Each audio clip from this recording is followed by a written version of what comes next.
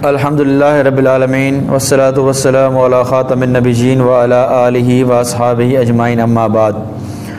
معزز ناظرین اور سامعین، جیسا کہ آپ کے علم میں ہے کہ انجینئر محمد علی مرزا صاحب کی ریسرچ پیپر 5B کا رد اور اس کی حقیقت آپ کے سامنے واضح ہو رہی تھی۔ آپ کے سامنے اس کے پیج نمبر 5 تک ہم مکمل کر چکے تھے۔ اب پیج نمبر 6 کی طرف آتے ہیں، کیونکہ یہاں یہ بیان چل رہا ہے کہ سیدنا عثمان رضی اللہ تعالیٰ عنہ نے ایسے گورنر مقرر کیے تھے جو ان کے رشتہ دار تھے اور جنہوں نے ظلم کیے اور ان کے بہت برے کرتوت تھے، اس طرح کی باتیں انہوں نے لکھی ہیں۔ تو اس کا ہم رد کر رہے تھے، اس پہ ہم آ رہے تھے۔ آپ کے سامنے پچھلی بار یہ بات ہو چکی تھی کہ رشتہ داروں کو عہدے دینا کوئی بری بات نہیں ہے، عیب کی بات نہیں ہے، لیکن یہاں یہ کہہ رہے ہیں کہ چند ان کے رشتہ دار تھے، چند گورنر تھے، ان کے جو ہے وہ خامیاں تھیں، ظلم تھے، جس کی وجہ سے ناانصافیاں تھی، لوگ اس کی وجہ سے جو ہے بدظن ہوئے سیدنا عثمان رضی اللہ عنہ سے۔ بہرحال تو چند کے نام یہ لیتے ہیں: مروان، ولید بن عقبہ اور سعد بن ابی سرح۔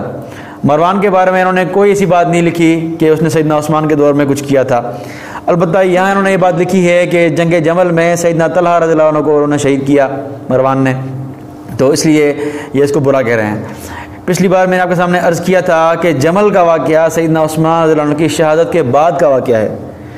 اگر ان کو پیش کرنا تھا تو بات وہ پیش کرنی تھی کہ سیدنا عثمان رضی اللہ عنہ کے دور میں مروان نے کوئی غلط کام کیا ہو تو یہ پیش کرتے، لیکن کوئی انہوں نے ایسی بات پیش نہیں کی۔ واقعہ پیش بھی کیا تو وہ سیدنا عثمان کی شہادت کے بعد کا واقعہ پیش کیا، جو سیدنا عثمان پر کوئی بھی فرق نہیں پڑتا۔ ٹھیک ہے جناب، یہ انہوں نے یہاں بات تو نہیں لکھی، لیکن اپنے بیانوں میں یہ بات کرتے ہیں کہ سیدنا عثمان کے خلاف جو ہے وہ جو بغاوت ہوئی اس میں مروان کا یہ ہاتھ تھا کہ مروان نے جعلی مہر لگائی تھی، جس کی وجہ سے لوگ جو سیدنا عثمان کے خلاف ہوئے تھے۔ ٹھیک ہے جی، اس میں انہوں نے اپنے بیان میں ایک بات کی ہے، اور جعلی مہر لگائی تھی اور سیدنا مروان کی وجہ سے ہی سیدنا عثمان کے خلاف بغاوت ہوئی۔ بہرحال یہی مروان بن حکم، اس کو حضرت میر معاویہ نے گورنر بنا دیا تھا، اسی خبیث کی وجہ سے حضرت عثمان بھی شہید ہوئے، اسی نے وہ جعلی مہر لگائی تھی جس کی وجہ سے ایک حضرت عثمان کے خلاف جو ہے وہ تحریک برپا ہو گئی۔ تو یہ کہنا چاہ رہا تھا، لیکن یہاں بات لکھی نہیں انہوں نے، کیونکہ یہ بات ثابت نہیں ہے، جھوٹی ہے، اس لیے بات لکھی نہیں انہوں نے۔ اب مروان کی طرف آتے ہیں۔ مروان سیدنا عثمان رضی اللہ عنہ کے آخری 3 سال جو گزرے تھے اس خلافت کے، اس میں ان کا خاص کاتب اور منشی تھا، اور کچھ وقت کے لیے بحرین کا حاکم بھی رہ چکا ہے۔ لیکن جو اس پہ الزام لگایا ہے مرزا صاحب نے کہ انہوں نے جعلی مہر لگائی تھی، اس کا رد خود مورخین کر چکے ہیں، اہل سنت مورخین، جس کو یہ بھی معتبر مانتے ہیں۔ ابن کثیر میں واضح لکھا ہوا ہے جلد نمبر 7 پیج نمبر 196 میں کہ ھذا کذب علی الصحابۃ وانما کتبت مزورۃ علیہم، کہ یہ جھوٹ ہے صحابہ کرام پر کہ انہوں نے جو ہے وہ کوئی جعلی خط لکھا تھا جس کی وجہ سے یہ بلوائی واپس آئے اور دوبارہ محاصرہ کیا اور سیدنا عثمان شہید ہوئے، یہ جھوٹ ہے۔ تو ابن کثیر نے اس کو جھوٹ لکھا ہے، لیکن یہ کہہ رہے ہیں کہ نہیں، مروان نے مہر لگائی ہے۔ آگے چلیں، ابن خلدون جلد نمبر 1 پیج 269 واضح لکھتے ہیں کہ ایک جھوٹا جو ہے وہ انہوں نے الزام لگایا، اور جھوٹے خط کے ساتھ وہ آئے دوبارہ یہ باغی سیدنا عثمان کے خلاف، اور یہ کہہ رہے تھے کہ یزعمون انہم لقوہ فی ید حاملہ الی عامل مصر، کہ مصر کے عامل کی طرف سیدنا عثمان نے بندہ بھیجا تھا کہ جب یہ مصر کی طرف یہ بلوائی آئیں، واپس آئیں، سب کو قتل کر دو، بأن یقتلہم۔ تو انہوں نے سیدنا عثمان پر یہ الزام لگایا کہ آپ نے مصر کے حاکم کو یہ خط لکھا ہے، حالانکہ جھوٹا تھا یہ۔ فحلف عثمان علی ذلک، سیدنا عثمان نے قسم اٹھائی کہ یہ جھوٹا خط ہے، میں نے نہیں لکھا۔ فقالوا مکنا من مروان، مروان کو ہمارے حوالے کرو، مروان نے لکھا ہے یہ، کنہوں نے کہا؟ یہ باغیوں نے کہا۔ ٹھیک ہے جی، سیدنا عثمان کے مخالفین نے کہا فإنہ کاتب، کہ تمہارا کاتب ہے یہ، اس نے بات لکھی ہے یہ۔ فحلف مروان، مروان نے بھی قسم اٹھائی کہ میں نے لکھا ہی نہیں ہے۔ تو مروان نے بھی قسم اٹھائی کہ جھوٹ ہے مجھ پر، میں نے کوئی ایسی بات نہیں کی ہے، لیکن یہاں یہ کہا جا رہا ہے کہ مرزا صاحب کہہ رہے ہیں کہ جعلی خط لکھا کس نے؟ مروان نے۔ اہل سنت مورخین، معتبر مورخین اس کا انکار کر رہے ہیں، اور مرزا صاحب کہہ رہے ہیں، ان باغیوں والی بات کر رہے ہیں، ان فتنے بازوں والی بات کر رہے ہیں کہ انہوں نے خط لکھا تھا۔ بہرحال تو مروان پر کوئی بھی الزام ثابت نہیں ہوتا سیدنا عثمان کے دور تک، سیدنا عثمان کے دور تک مروان پر کوئی الزام ثابت نہیں ہوتا، اس لیے مروان کی بنیاد پر سیدنا عثمان کو یہ تان دینا، یہ مرزا جو کام کر رہا ہے یہ ان کا کام کر رہا ہے جو سیدنا عثمان کے مخالفین تھے۔ ٹھیک ہے جی. مروان تو اب اس کا مسئلہ جو ہے حل ہو گیا آپ کے سامنے کہ کوئی ایسی بات مرزا صاحب پیش نہیں کر سکے صحیح سند کے ساتھ کہ اس پہ اعتراض ہو جس کی وجہ سے سیدنا عثمان کو تان کیا جائے. اب آگے چلتے ہیں. انہوں نے جو باتیں نقل کی ہیں پیج نمبر 6 پہ ایک بات نقل کی ہے کہ سیدنا عثمان کو سیدنا علی نے جو ہے وہ جب ان کی شکایتیں ملی سیدنا عثمان کی گورنر کی طرف سے سیدنا علی کو شکایتیں ملی اور ایک شکایت پھیلانے والے میں نے آپ کو بتایا تھا کہ عبداللہ بن سبا تھا, اس کا ہی گروہ تھا. جھوٹے الزامات لگائے مصر میں, کوفہ میں, بصرہ میں اس نے لوگ تیار کیے جس نے شکایتوں کے انبار لگا دیے. ان شکایتوں کی وجہ سے سیدنا علی نے سیدنا عثمان کو جو ہے وہ ایک تحریر بھیجی جو رسول اللہ صلی اللہ علیہ وسلم نے لکھوائی تھی کہ بیت المال کو کس طرح خرچ کیا جائے. تو سیدنا عثمان کے جب پاس پہنچا تو انہوں نے کیا انکار کر دیا کہ مجھے ضرورت نہیں اس کی. سیدنا عثمان نے یہ کہا کیونکہ سیدنا عثمان کے پاس جو ہے وہ یہ تحریر موجود تھی, ان کو پتہ تھا کہ خلافت کس طرح چلاتے ہیں اور کس طرح بیت المال چلاتے ہیں. تو وہ خلیفہ وقت تھے, خلفائے راشدین میں سے تھے. ٹھیک ہے جی. تو یہ انہوں نے روایت نقل کی ہے تو اس سے ہمیں کوئی نقصان نہیں پڑتا. اس کے بعد انہوں نے روایت نقل کی ہیں, انہوں نے 2 روایت نقل کی ہیں صحیح بخاری اور مسلم سے کہ سیدنا علی نے سیدنا عثمان سے حج تمتع کے مسئلے میں اختلاف کیا. تو اس میں بھی کوئی بات اعتراض کی بات نہیں ہے.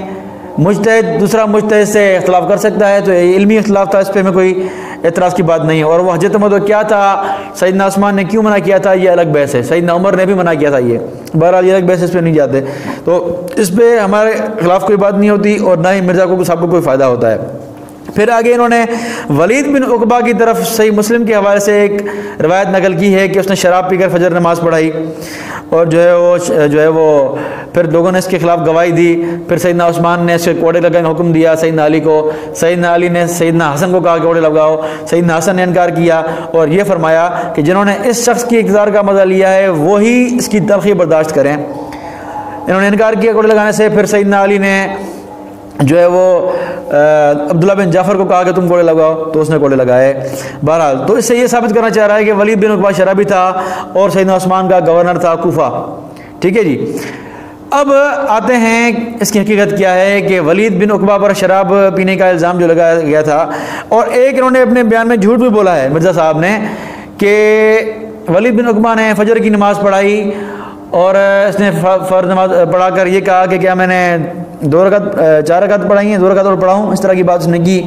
تو مرزا صاحب کے الفاظ ہیں وہ یہ کہتے ہیں کہ صحابہ نے اس کو سونگا تو اس کی منہ سے شراب کی بو آئی کہ صحابہ نے ان کو سونگا. حالانکہ روایت میں صحابہ کے الفاظ ہی نہیں ہیں, یہ جھوٹ بول رہے ہیں, اپنی طرف سے حدیث میں الفاظ ملا رہے ہیں کہ صحابہ نے اس کو سونگا. تو یہی ولید بن عقبہ اس نے کوفے کی جامعہ مسجد میں شراب پی کر فجر کی نماز پڑھائی. فجر کی نماز شراب پی کر اور سلام پھیر کے کہتا ہے میں 2 پڑھائیاں نے کہ 4 پڑھائیاں نے. اب صحابہ کرام قریب آئے, انہوں نے سونگا تو اس کے منہ سے بدبو آ رہی تھی. انہوں نے حضرت عثمان غنی رضی اللہ یعنی کہ اس کی کافی دفعہ ایکٹیویٹیز ہوئی. یہ جھوٹ ہے مرزا صاحب کا. بہرحال تو یہ جھوٹ بولتے رہتے ہیں. انشاءاللہ اس پہ الگ ایک بیان ریکارڈ کرواؤں گا کہ مرزا کتنے جھوٹ بولتا ہے اور حدیث میں اپنے الفاظ ملاتا ہے. بہرحال تو اب دیکھتے ہیں کہ جو الزام تھا ولید بن عقبہ کے, اس کی حقیقت کیا ہے اس کی. پہلے دیکھتے ہیں کہ ولید بن عقبہ کون تھا اور اس کی حیثیت کیا تھی. اور مرزا صاحب نے اپنے ایک بیان میں یہ بھی کہا ہے کہ حضرت عمر رضی اللہ تعالیٰ عنہ کا یہ قول ہے, انہوں نے کہا تھا کہ جو لوگ فتح مکہ کے وقت مسلمان ہوئے ہیں ان کی 3 نسلوں تک بھی کسی کو کسی عہدے پر فائز نہ کرنا. یہ مرزا صاحب کہہ رہے ہیں اپنے ایک بیان میں.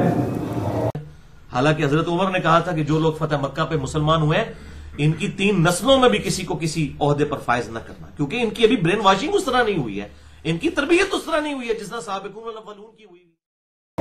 لیکن آپ دیکھیں کہ یہی ولید بن عقبہ, یہی عبداللہ بن صاحب بن نبی سرہ جس پہ یہ اعتراض کر رہے ہیں مرزا صاحب کہ ان کو سیدنا عثمان نے گورنر بنایا تھا, انہی دونوں کو سیدنا عمر نے ہی بھی عہدہ دیا تھا. اب دیکھیں طبری جلد نمبر 4 صفحہ 271 واضح لکھا ہوا کہ کان علی عرب الجزیرۃ عاملا لعمر, کہ یہ ولید بن عقبہ سیدنا عمر کی طرف سے عرب الجزیرہ پر عامل تھا سیدنا عمر کی طرف سے. اور مرزا صاحب کہہ رہے ہیں کہ عمر نے کہا تھا رضی اللہ عنہ نے کہ ان کی 3 نسلوں تک بھی ان کو عہدہ مت دینا. جھوٹ بول رہے ہیں مرزا صاحب. آگے چلیں تہذیب التہذیب جلد نمبر 11 صفحہ 142 واضح الفاظ ہیں وَوَاللَّهُ عُمَرُ صدقات بنی تغلب وَوَاللَّهُ عثمان الکوفۃ, کہ عمر رضی اللہ عنہ نے صدقات لینے کے لیے جو ٹیکس لیتے ہیں, زکوٰۃ جو ہے لیتے ہیں, بنی تغلب قبیلے کی طرف سے منتخب کیا تھا اس ولید بن عقبہ کو. کس نے؟ سیدنا عمر رضی اللہ عنہ نے. سیدنا عمر نے خود ان کو عہدہ دیا تھا، اور پھر سیدنا عثمان نے اس کو کوفے کا والی گورنر بنا دیا، ثم عزلہ، پھر اس کو معزول کر دیا جب اس پہ الزام لگا شراب خوری والا۔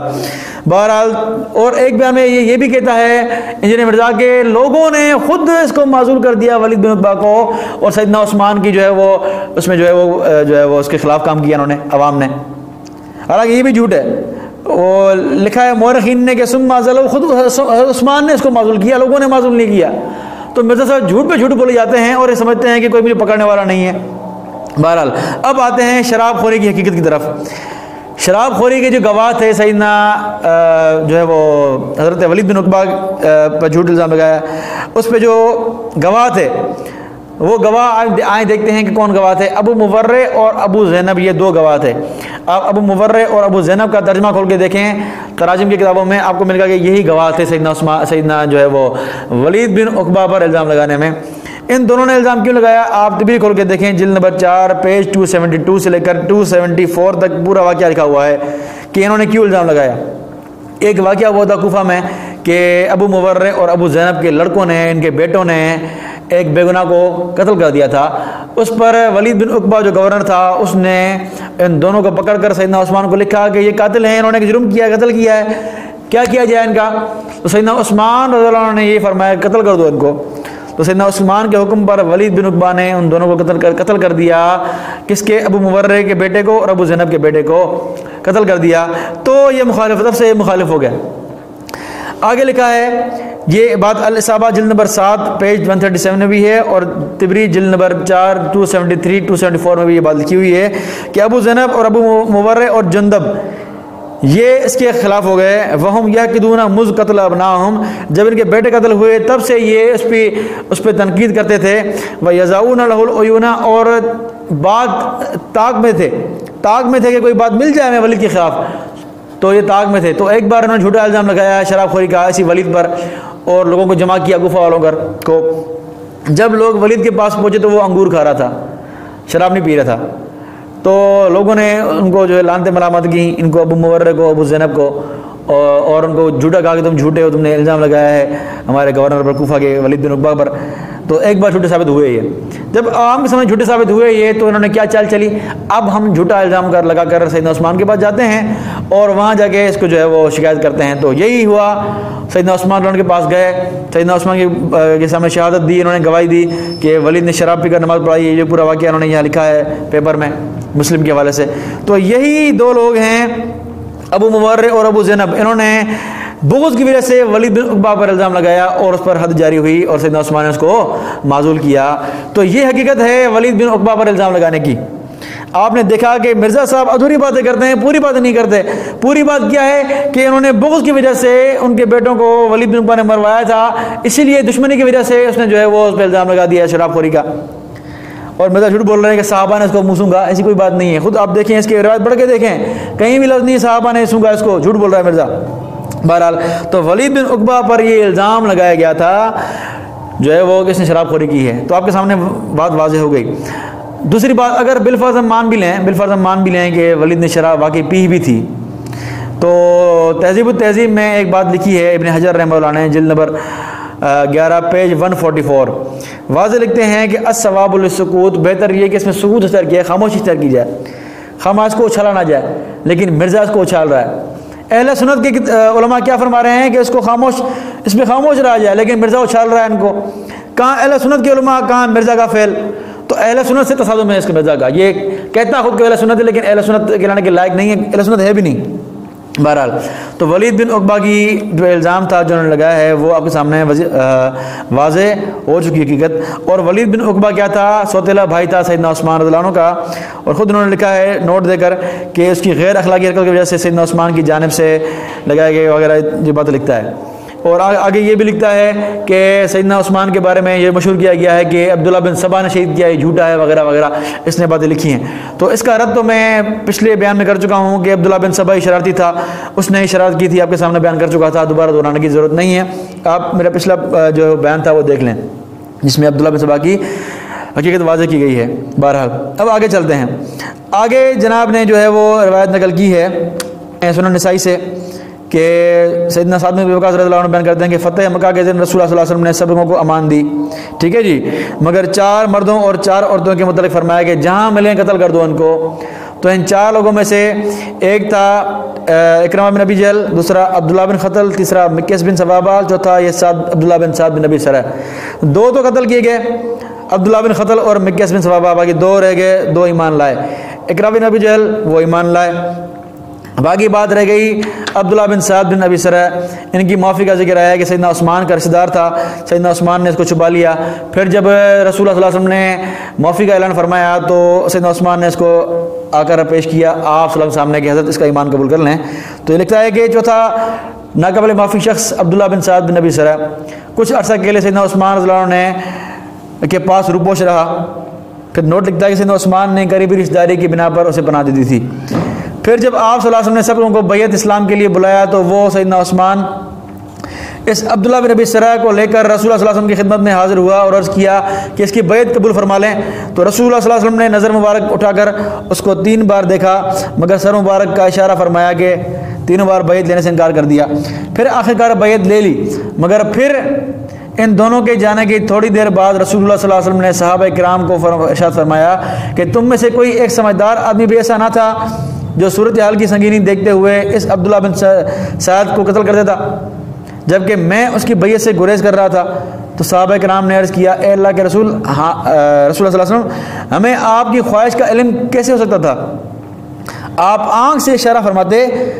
تو آپ صلی اللہ علیہ وسلم نے فرمایا کہ کسی نبی کی شان نہیں کہ وہ آنکھوں سے اشارہ کرے، ٹھیک ہے جی۔ اور دوسری بات نقل کی ہے سید عبداللہ بن عباس سے، نسائی سے، کہ عبداللہ بن عباس کہتے ہیں کہ سورہ نحل کی آیت جس میں شرح صدر ہونے کے باوجود کفر کا ذکر ہے، یہ آیت عبداللہ بن سعد کے خلاف نازل ہوئی ہے جو مصر کا گورنر تھا۔ شیطان نے اسے پھسلا دیا، وہ کافر ہو گیا تھا، پھر فتح مکہ کے دن اسے قتل کا حکم ہوا، پھر سیدنا عثمان نے اس کو جو پناہ دلوا دی، ٹھیک ہے جی۔ تو یہ بات کی ہے اس نے عبداللہ بن سعد بن ابی سرح کے بارے میں کہ وہ کافر تھا، پھر مسلمان ہوا وغیرہ وغیرہ۔ اب جب مسلمان ہو گیا تو اب اعتراض کس بات کا بھائی؟ مرزا صاحب آپ بتائیں اعتراض کس بات کا؟ آپ بتائیں کہ سیدنا عثمان کے دور میں اس نے کوئی غلط کام کیا ہو پیش کریں، وہ آپ نے وہ پیش ہی نہیں کیا۔ آپ تو یہ کہہ رہے ہیں کہ ان کے گورنر نے ظلم کیے، ان کے گورنر نے مظالم ڈھائے، ناانصافی کی۔ کہاں ناانصافی کی عبداللہ بن سعد بن ابی سرح نے؟ آپ ایک حوالہ آپ نے پیش نہیں کیا کہ عبداللہ بن سعد نے کوئی ناانصافی کی ہو۔ یہ تو نبی پاک صلی اللہ علیہ وسلم کے دور کا واقعہ ہے اور خود رسول اللہ صلی اللہ علیہ وسلم نے اسلام قبول کر لیا تھا، تو اس پہ اعتراض کیا ہے؟ سیدنا عثمان کی خلافت کے دور میں گورنر بن گیا، اعتراض کیا ہے؟ آپ وہ ناانصافی پیش کریں جس کا آپ نے دعویٰ کیا ہے، آپ نے کوئی ناانصافی پیش نہیں کی عبداللہ بن سعد بن ابی سرح کی۔ اب دیکھتے ہیں کہ عبداللہ بن سعد کے بارے میں مورخین نے اور علماء تراجم نے کیا لکھا ہے۔ الاستیاب میں ابن بر رحمہ اللہ جلد نمبر 3 پیج 918 واضح لکھا ہے کہ اسلم عبداللہ بن سعد ایام الفتح، عبداللہ بن سعد فتح مکہ کے دن ایمان لایا، فحسن اسلامہ اور بہترین مسلمان ثابت ہوا۔ کون کہہ رہا ہے؟ الاستیاب والا، بہترین مسلمان ثابت ہوا، اور آپ اس پہ اعتراض کر رہے ہیں۔ آگے چلیں، فلم یظہر منہ شیء ینکر علیہ، بعد اس کے بعد اسلام قبول کرنے کے بعد اس سے کوئی بھی ایسی بات ثابت نہیں ہوئی، ظاہر نہیں ہوئی جس پہ اس پہ اعتراض کیا جائے، کوئی بات ثابت نہیں ہوئی، اور یہ اعتراض کر رہے ہیں کہ سیدنا عثمان نے اس کو گورنر بنا دیا۔ اعتراض کی کوئی بات نہیں جناب، خواہ اعتراض کر رہے ہیں آپ۔ تو واضح ابن عبد البر نے لکھا ہے کہ اس پہ کوئی ایسی بات ظاہر نہیں ہوئی اسلام لانے کے بعد، اس نے اچھا مسلمان ہو کے دکھایا۔ جب اس نے خود کو اچھا مسلمان ثابت کیا تو اعتراض کس بات کا آپ کا؟ کوئی اعتراض نہیں بنتا آپ کا۔ آگے چلیں، انہوں نے کہا تھا نا اپنے بیان میں، انہوں نے کہا ہے کہ سیدنا عمر نے کہا تھا کہ جو فتح مکہ کے دن ایمان لائے ہیں اس کی 3 نسلوں تک کسی کو عہدے پر فائز نہ کرنا عہدے پر۔ لیکن یہاں دیکھیں الاصابہ جلد نمبر 4 پیج 96 واضح لکھا ہے کہ کان ابن ابی سرح اللہ سعید فی زمن عمر، سعید کی مقام پر حضرت عمر نے اس کو والی بنایا تھا، سیدنا عمر نے اس کو عہدہ دیا تھا۔ ولید بن عقبہ کو بھی سیدنا عمر نے عہدہ دیا ہے اور ان کو بھی سیدنا عمر نے عہدہ دیا ہے، اور آپ کہہ رہے ہیں کہ عمر نے یہ فرمایا تھا؟ جھوٹ کہہ رہے ہیں آپ مرزا صاحب۔ ثم ضم الیہ عثمان مصر کلھا، اس کے بعد جب سیدنا عثمان گورنر بنے تو پورے مصر کا اس کو والی بنا دیا۔ وکانا محمودن فی ولایتہ، اور اپنے دور حکمرانی میں یہ عبداللہ بن سعد بہترین تعریف والا حکمران تھا۔ کانا محمودن، اس کی ولایت محمود تھی، تعریف والی تھی، اور آپ برائیاں کر رہے ہیں اس کی۔ مرزا صاحب آپ جو وکالت کر رہے ہیں وہ مکمل شیعہ کی وکالت کر رہے ہیں، آپ اہل سنت کے مورخین یہ بات لکھ رہے ہیں اور آپ کیا کہہ رہے ہیں؟ بہرحال یہ آپ کی منافقت ہے، آپ سنی بن کر شیعہ والی باتیں کر رہے ہیں جو خود اہل سنت کے علماء کے خلاف ہے۔ بہرحال تو یہ آپ کی حقیقت ہے. آپ نے عبداللہ بن سعد پر کوئی بھی الزام ثابت نہیں کیا, کوئی بات ثابت نہیں کی کہ سیدنا عثمان کے دور میں اس نے کوئی ظلم کیا ہو, ناانصافی کی ہو. یہ جھوٹ بولا ہے آپ نے کہ وہ ان کے گورنر ناانصاف تھے. بہرحال اب آگے چلتے ہیں. آگے انہوں نے ایک روایت نقل کی ہے کہ حضرت عمر رضی اللہ تعالیٰ عنہ سے انہوں نے روایت نقل کی ہے. ابو داؤد کی روایت ہے کہ سیدنا عمر نے اقرا تابعی کو بھیجا ایک پادری کے پاس, پھر اسے سیدنا عمر کی خدمت میں حاضر کیا گیا. پادری آیا, سیدنا عمر نے اسے پوچھا کہ کیا میرا ذکر تمہاری کتاب میں موجود ہے؟ اس نے عرض کیا جی ہاں. پھر آپ رضی اللہ عنہ سے فرمایا کہ میرے بارے میں کیا لکھا ہے؟ تو اس نے کہا کہ ایک قرن. تو آپ رضی اللہ عنہ نے فرمایا کہ درا تان لیا. پھر پوچھا کس قسم کا قرن؟ تو اس نے عرض کیا کہ شدید مضبوط اور سخت امانت دار. تو آپ رضی اللہ عنہ نے پوچھا کہ میرے بعد آنے والے خلیفہ کا ذکر کن الفاظ میں ہے؟ تو اس پادری نے عرض کیا کہ اس کا ذکر یہ ہے کہ وہ خلیفہ تو نیک ہوگا مگر اپنے رشتہ داروں کو ترجیح دے گا. سیدنا عمر نے سن کر 3 بار یہ دعا کی, اللہ عثمان پر رحم فرما. ٹھیک ہے جناب. پھر آگے روایت چلتی ہے, سیدنا عمر نے پھر سوال کیا کہ اس کے بعد یعنی عثمان کے بعد آنے والے خلیفہ کا ذکر کیا ہے؟ تو اس نے عرض کیا تو وہ تو لوہے میں لپٹا رہے گا, وہ تو لوہے میں لپٹا رہے گا, یعنی اس کے دور میں جنگیں ہوں گی, تلوار نیام سے باہر ہوگی. اس سے ثابت کرنا چاہ رہا ہے کہ سیدنا عثمان کی یہ ایک بشری خامی تھی کہ جو ہے اس نے اپنے رشتہ داروں کو جو ہے وہ بنایا. حالانکہ یہ روایت اس کی سند دیکھیں, اس کی سند میں البانی صاحب لکھتے ہیں, یہی لکھتے ہیں کہ ضعیف الاسناد, یہ سند ضعیف ہے. کیا ہے؟ ضعیف الاسناد. یہ بار بار کہتے ہیں نا شیخ البانی شیخ البانی, تو آپ ہی کے شیخ البانی نے اس کی سند کو ضعیف کہا ہے جناب. تو آپ یہ بتاتے کیوں نہیں کہ ضعیف روایت پیش کر رہے ہیں آپ؟ دوسری بات, اگر بالفرض مان بھی لیں کہ سیدنا عثمان رضی اللہ عنہ نے اپنے رشتہ داروں کو ترجیح دی, تو بھئی کیا برا کام کیا, کیا گناہ کیا انہوں نے؟ یہی کام سیدنا علی نے بھی کیا ہے. میں نے آپ کے سامنے پچھلی آڈیو میں نام گنوائے ہیں کہ سیدنا علی نے اپنے 6 رشتہ داروں کو گورنر بنایا تھا. عبداللہ بن عباس, تمام بن عباس, عبداللہ بن عباس, قسم بن عباس, محمد بن ابی بکر, اور 5-6 نام گنوائے تھے میں آپ کو. ان سب کو سیدنا علی نے اپنا گورنر بنایا تھا. تو بتائیں اس پہ یہ اعتراض وہاں کیوں نہیں کرتے آپ؟ بہرحال تو یہ روایت ایک تو ضعیف ہے آپ کے البانی صاحب کے مطابق, دوسرا یہ ہمارے مخالف نہیں ہے کہ رشتہ داروں کو اگر کسی نے بنایا بھی تو کوئی جرم کی عیب کی بات نہیں ہے. ٹھیک ہے جی. پھر آگے جناب نے روایتیں پیش کی ہیں جو ہمارے مخالف نہیں ہیں کہ آسمان ترازو اترا وغیرہ, یہ کوئی ہمارے اعتراض کی بات نہیں ہے. پھر آگے چلیں. آگے انہوں نے روایت نقل کی ہے کہ سیدنا عثمان رضی اللہ تعالیٰ عنہ کے بارے میں انہوں نے ایک بات نقل کی ہے کہ ایک رسی آسمان سے اتری, اس پر ایک آدمی چڑھ گیا, دوسرا بھی چڑھ گیا, پھر تیسرا چڑھ رہا تھا تو رسی ٹوٹ گئی تو اس کو دوبارہ جوڑ دیا گیا. اس پر جناب نے آگے صفحہ نمبر 8 پہ لکھا ہے کہ یعنی پھر تیسرا شخص یعنی سیدنا عثمان اسے تھامے گا اور وہ رسی ٹوٹ جائے گی, مگر پھر اس کی رسی کو یعنی عثمان کے لیے جوڑ دیا جائے گا. یہ انہوں نے لکھا ہے. پھر بریکٹ میں لکھا ہے یعنی سیدنا عثمان کی شہادت ان کے لیے کفارہ بن جائے گی. یہ انہوں نے بات لکھی ہے. اب انہوں نے ایک بیان میں یہ بات لکھی ہے کہ سیدنا عثمان کا جو ہے وہ شہادت تھی ان کی, وہ ان کی گناہوں کا کفارہ تھی. انہوں نے ایک بیان میں یہ بات لکھی ہے. اور دوسری ایک جگہ ایک اپنے اور بیان میں یہ کیا کہتے ہیں کہ سیدنا عثمان کے بھی مخالفین کو غلط کہتے ہیں, سیدنا علی کے مخالفین کو بھی غلط کہتے ہیں. جناب آپ یہاں سیدنا عثمان کے گناہوں کا کفارہ سمجھ رہے ہیں ان کی شہادت کو, یعنی سیدنا عثمان غلط تھے نا, سیدنا عثمان نے گناہ کیے نا, تبھی تو کفارہ بنی شہادت ان کی. تو ایک طرف سیدنا عثمان کو آپ نے غلط کہہ دیا, دوسری طرف آپ نے ان کے مخالفین کو بھی غلط کہہ دیا کہ سیدنا عثمان کے مخالفین بھی غلط تھے. تو مجھے بتائیں کہ ان کے مخالفین بھی غلط ہیں اور سیدنا عثمان بھی غلط ہیں, تو پھر صحیح کون ہے؟ آپ فیصلہ کریں نا. آپ بہت پریشان ہیں کیونکہ ایک طرف آپ شیعوں کی حمایت بھی کر رہے ہیں اور آپ نے جو دعویٰ کیا ہے کہ میں سنی ہوں اس کی لاج بھی رکھ رہے ہیں آپ. تو آپ دونوں طرف سے پھنسے ہوئے ہیں. آپ شیعوں کو بھی خوش کر رہے ہیں اور یہ کہہ رہے ہیں کہ سیدنا عثمان نے غلطی کی ہے. آپ اپنی لاج بھی رکھ رہے ہیں سنی بننے کی, کیونکہ آپ نے لقب دیا ہے کہ میں اہل سنت ہوں, اس کی لاج بھی رکھ رہے ہیں آپ, اور یہ بھی کہہ رہے ہیں کہ ان کے مخالفین بھی غلط تھے. تو آپ سے سوال ہے, آپ اگر جواب نہیں دے رہے تو آپ کے جو ہے ماننے والے ہیں وہی جواب دے دیں کہ سیدنا عثمان بھی غلط ہیں, ان کے مخالفین بھی غلط ہیں, تو صحیح کون ہے؟ یہ مرزا بہت پریشان ہے بیچارہ, بہت پریشان ہے. اس کے بہت تعداد بیانیاں ہیں. بہرحال تو سیدنا عثمان کو جو غلط کہہ رہا ہے اور ان کے مخالفین کو غلط کہہ رہا ہے, دونوں غلط کہہ رہا ہے, تو یہ خود پریشان ہے بیچارہ. ہم تو یہ بات نہیں مانتے کہ سیدنا عثمان کا کفارہ ہوئے گناہ وغیرہ نہیں, کچھ بات نہیں ہے. آگے جو روایت نقل کی ہے انہوں نے, آگے بات نقل کی ہے, اس میں واضح لکھا ہے کہ سیدنا عثمان فتنوں کے دور میں حق پر ہوگا.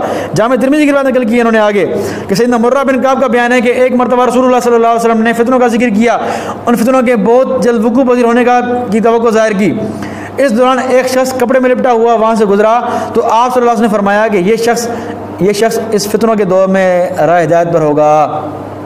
سیدنا مرہ بن کعب کا بیان ہے کہ میں اٹھ کر اس کپڑے میں لپٹے شخص کے پاس گیا تو دیکھا کہ وہ سیدنا عثمان بن عفان تھے۔ پھر میں نے آپ صلی اللہ علیہ وسلم کے قریب آ کر پوچھا کہ کیا وہ یہ شخص ہے کہ جس کی راہ ہدایت پر ہونے کی خبر آپ نے دے دی ہے؟